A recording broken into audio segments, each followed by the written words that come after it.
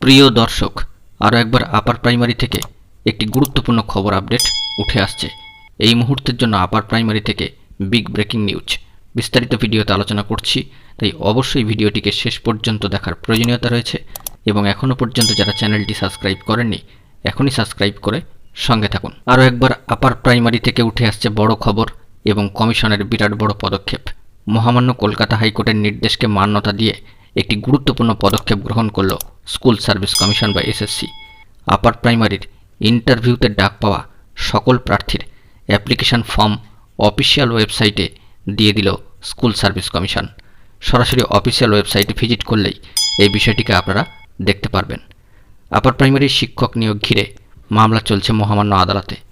আগের শুনানিতে মহামান্য আদালত এই তথ্য প্রকাশ করার নির্দেশ দিয়েছিল এবং সামার ভ্যাকেশনের মধ্যেই মহামান্য আদালতের নির্দেশ মেনে সকল প্রার্থীর অ্যাপ্লিকেশন ফর্ম দিয়ে দিল স্কুল সার্ভিস কমিশন।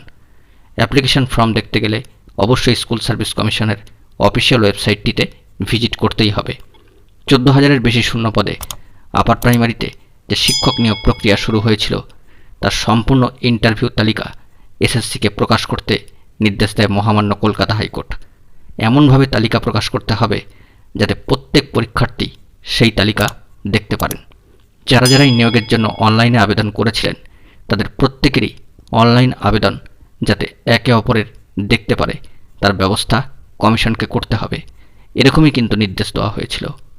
গরমের ছুটির 2 সপ্তাহ পরে অর্থাৎ জুন মাসের 3য় সপ্তাহে ফের এই গুরুত্বপূর্ণ মামলার শুনানি রয়েছে। প্রাসঙ্গিকভাবে এখানে জানিয়ে রাখা দরকার যে ইন্টারভিউ তালিকা এবং অনলাইন আবেদনপত্র খুঁটিয়ে দেখার পর যদি কারোর কোনো বলার থাকে সেই সমস্ত বিষয় দেখা হবে এবং সব কিছু ঠিকঠাক থাকলে মহামান্য আদালতের নিয়োগের ছাড়পত্র দেওয়া হতে পারে, এমনটাই কিন্তু সম্ভাবনা রয়েছে। তবে সবটাই মহামান্য কলকাতা হাইকোর্টের নির্দেশের ওপরেই নির্ভর করছে। আগে থেকে এ বিষয়ে কিন্তু কিছুই বলার উপায় নেই। শুনানিতে মামলাকারীদের পক্ষ থেকে অভিযোগ তোলা হয় যে এসএসসি আপার প্রাইমারি বা উচ্চ প্রাথমিকের 13,339 জনের তালিকাতে একাধিক অসঙ্গতি রয়েছে। ওই 13,000 প্রার্থীর অরিজিনাল অ্যাপ্লিকেশন ফর্ম ওয়েবসাইটে সবার জন্য প্রকাশ করতে হবে।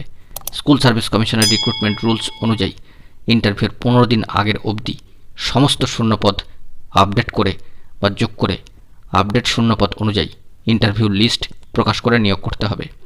ইন্টারভিউ নেওয়ার পর ওএমআর চেক করে বাদ দেওয়াও অসাংবিধানিক বলেও দাবি করা হয় মামলাকারীদের পক্ষ থেকে।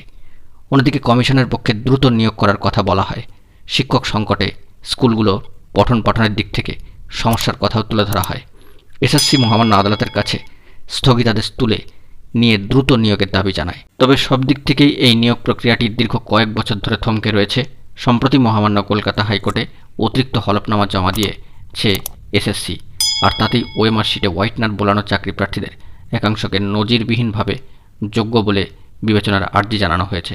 যদিও 27শে মার্চ মহামান্য আদালতে জমা দেওয়া আপার প্রাইমারি বা উচ্চ প্রাথমিকের নিয়োগ এবং মেধা তালিকা সম্পর্কিত প্রথম ও মূল হলফনামায় এসএসসি জানিয়েছিলেন সংশ্লিষ্ট প্রার্থীদের ওএমআর শিট ডিফেক্ট বা বিকৃত, কিন্তু 20শে এপ্রিল জমা দেওয়া অতিরিক্ত হলফনামায় কমিশন জানিয়েছেন প্রায় 750 চাকরি প্রার্থীর ওএমআর ঠিক উত্তরেই হোয়াইটনার বোলানো আছে। এই পরিস্থিতিতে মেধা তালিকায় 12,589 জন প্রার্থীর পরিবর্তে বর্তমানে 13,339 জন যোগ্য প্রার্থীকে প্যানেলে ঠাঁই দেওয়ার প্রস্তাব করেছে এসএসসি, এমনটাই কিন্তু আপার প্রাইমারি থেকে খবরে উঠে আসছে। আপাতত কমিশনের ওয়েবসাইটটিকে ভিজিট করে আপনারা নির্ধারিত দেওয়া বিষয়গুলিকে অবশ্যই দেখে নিতে পারেন। বন্ধুরা, এখন এটুকুই। সকলে ভালো থাকবেন ও চ্যানেলটিকে এখনই সাবস্ক্রাইব করে সঙ্গে থাকবেন। ধন্যবাদ।